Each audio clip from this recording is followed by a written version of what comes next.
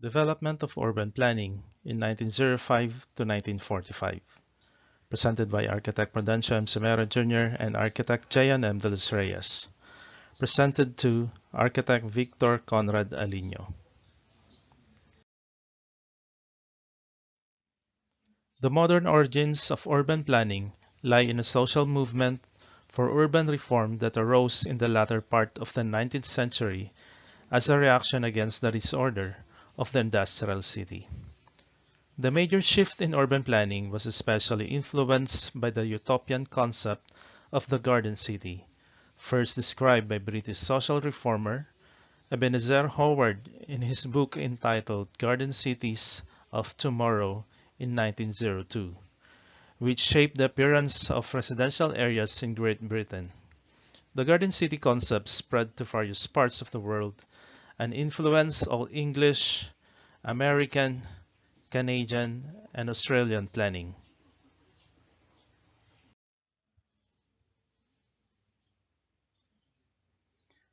Ebenezer Howard was the father of England's garden cities. In 1898, he published Tomorrow, A Peaceful Path to Realm Reform, later reissued as Garden Cities of Tomorrow. This book became a seminal text in the emerging field of city planning, especially in the United States, influencing people like Lewis Mumford, Clarence Stein, Frederick Law Olmsted, and Arthur Morgan. The sweeping solution that Howard proposed for the crowding and chaos of urban areas was the creation of planned communities of 32,000 people, ringing major cities and combining the best features of town and country. Howard laid out his solution, the Garden City, just 5 years after the book's release. The first of these communities were founded. Eventually, over 30 garden cities were developed in England, beginning with Letchworth in 1903 and Wilwyn in 1920.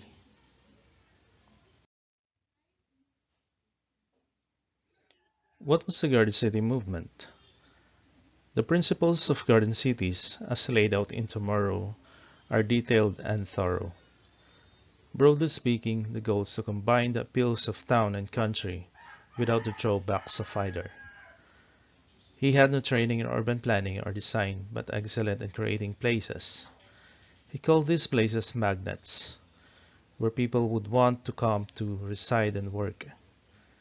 His garden cities were planned, containing communities surrounded by a greenbelt parks, containing proportionate areas for residences, industry, and agriculture. These are the three magnets: town, country, town, country.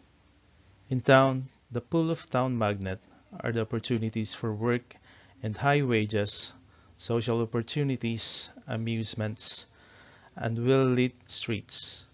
But it came at a cost of foul air, costly drainage, murky sky, and slums. The second one is the country. It offered natural beauty, low rents, fresh air, and meadow, but had low wages and a lack of drainage. Country has dullness, lack of society, low wages, lack of amusements, and general decay. The third one is town country. It was a combination of both town and countryside with aim of providing benefits of both and offer the beauty of nature, social opportunity, fields of easy access, low rent, high wages, and field of enterprise. Thus, the solution was found in a combination of the advantages of town and country, the town-country magnet. It was proposed as a town in the country and having within it the amenities of natural beauty, fresh air, and healthfulness. Thus, advantages of the town-country are ceded to be free from the disadvantages of either.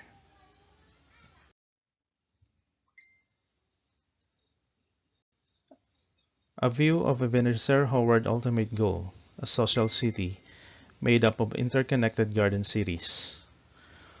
Howard's plan for garden cities was a response to the need for improvement in the quality of urban life, which had become marred by overcrowding and congestion due to uncontrolled growth since the Industrial Revolution.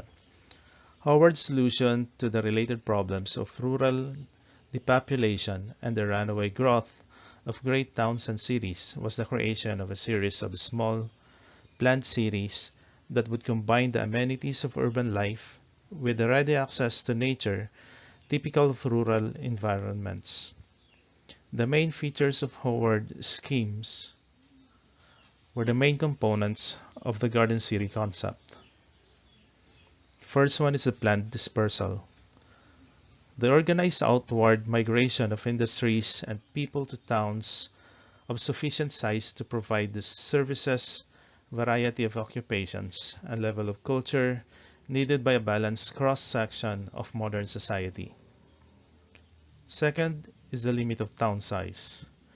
The growth of towns to be limited in order that their inhabitants may live near work, shops, social centers, and each other, and also near the open country. The third one is the amenities. The internal texture of towns to be open enough to permit houses with private gardens, adequate space for schools and other functional purposes, and pleasant parks and parkways. The fourth one, town and country relationship. The town area to be defined and a large area around it reserved permanently for agriculture, thus enabling the farm people to be assured of a nearby market and cultural center, and the town people to have the benefit of a country situation. Fifth one, planning control. Pre-planning of the whole town framework, including the road scheme and functional zoning, the fixing of maximum densities, the control of buildings as to quality and design, but allowing for individual variety, skillful planting, and landscape garden design. The sixth one is the neighborhoods. The town is to be divided into wards, each to some extent a development and social entity.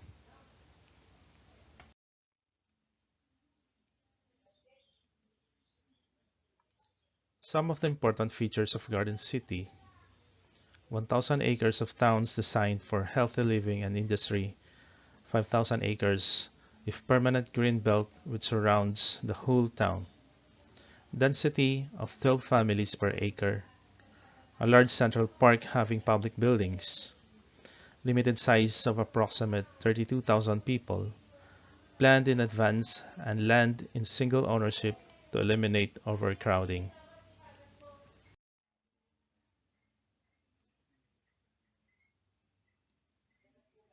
The overview of Howard's prototypical garden city, showing the entire city as well as the surrounding agricultural belt.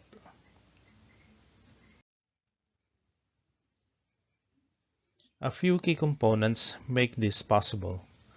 The city is surrounded by an inviolate greenbelt and large areas of land reserved for agriculture, preventing expansion of the urban area.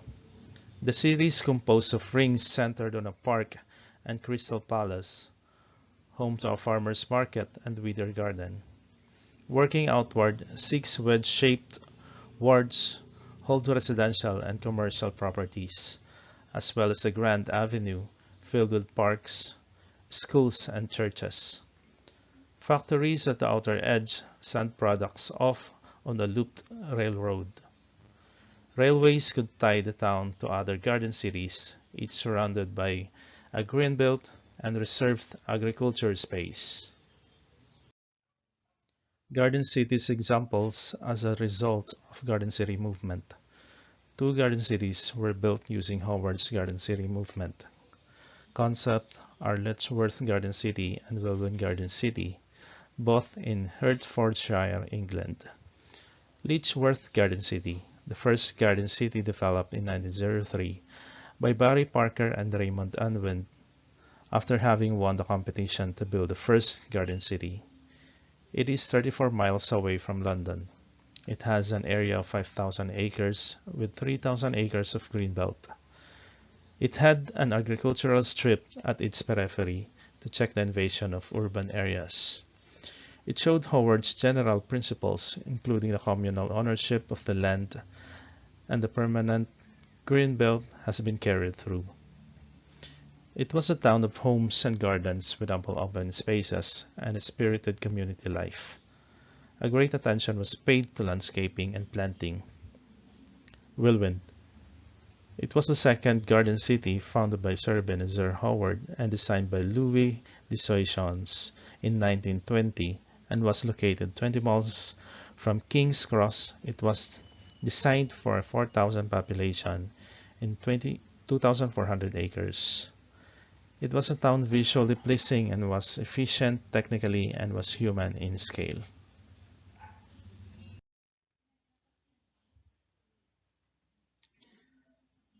View to the northwest from the Parkway Fountain, the Coronation Fountain, in Whirlwind Garden City.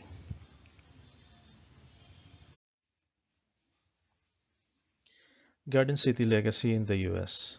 Garden City idea spread rapidly to Europe and the United States.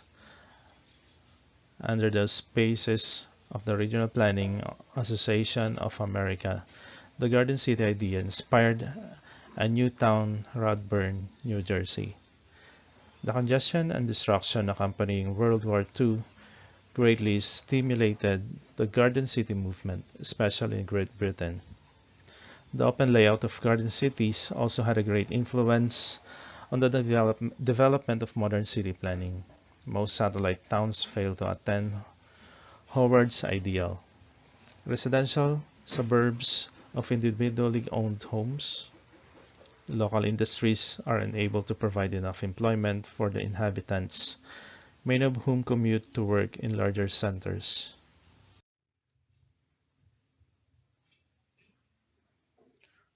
World urban planning at large.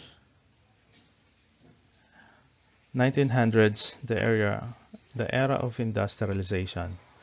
In both Europe and the United States, the surge of industry during the mid and late 19th century was accompanied by rapid population growth, unfettered business enterprise, great speculative profits, and public failures in managing the unwanted physical consequences of development.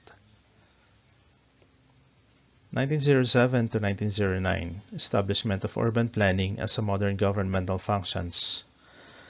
The year 1909 was a milestone in the establishment of urban planning as a modern governmental function. It saw the passage of Britain's first Town Planning Act, and in the United States, the first National Conference on City Planning. The publication of Burnham's Plan for Chicago and the appointment of Chicago's Plan Commission, the first recognized planning agency in the United States, however, was created in Hartford, Connecticut in 1907. Germany, Sweden, and other European countries also developed planning, administration, and law at this time. The colonial powers transported European concepts of city planning to the cities of the developing world.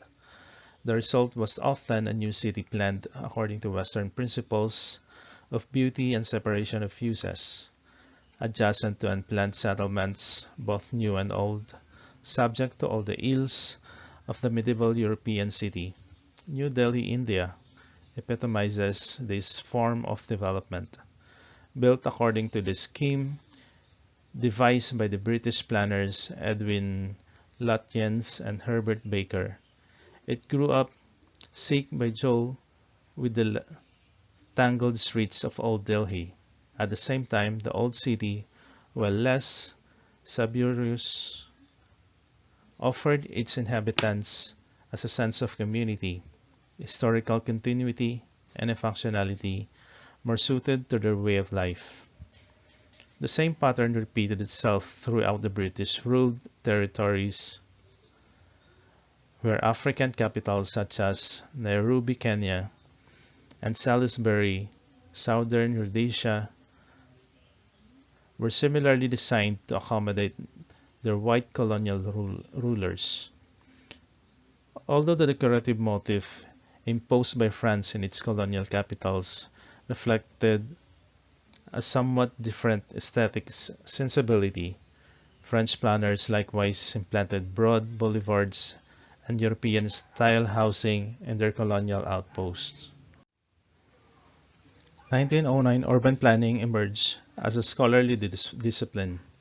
In Great Britain, the first academic planning program began at the University of Liverpool in 1909, and the first North American program was established at Harvard University in 1924. It is primarily taught at the postgraduate level, and its curriculum varies widely from one university to another. 1916. The birth of land use zoning in the U.S. First New York zoning law in 1916 protected Fifth Avenue luxury store owners from expansion of Jewish garment factories, protected property values, and expressed chauvinism. Ideas spread to hundreds of cities in decade after the New York law was passed, promoting property values and special interest of the upper class white majority. 1915 to 1935, Giants of Planning in the U.S. Patrick Geddes, 1904 to 1915, called urban planning to take into account the ecosystem and the history of foreign code for social surveys. Concept of the master plan, Edward Bossett, 1935, included infrastructure layout and zoning. Louis Mumford, 1895 to 1990, was the first notable critic of sprawl and the main figure in the Regional Plan Association of America, which built the new town in New Jersey and New York. 1920s to 1930s, a new generation of dreamers in U.S. Le Corbusier, 1920s, skyscrapers in parks, apartment towers idea caught on. Frank Lloyd Wright, 1930s, Broadacre City. His small house with carport became more or less the American standard in 1950s. His dream of the centralized, automobile-dependent society materialized. Thank you for listening, and have a good day, and God bless everyone.